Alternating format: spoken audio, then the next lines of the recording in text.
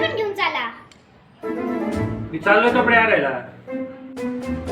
मला पण यायचं, तुम्ही काय मध्ये एकटेच जाताय. तुझं काय काय माहिती दादा, नको येऊ तू. नाही मला पण यायचंच.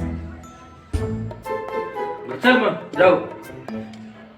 थांबा मी येते चांगले कपडे घालून. बरं आता आवरून कशाला, आवरून येत असते का कुठं. बरं चल ये मग चल. हा, चला आता. मजा आएगा ना भिड़ो.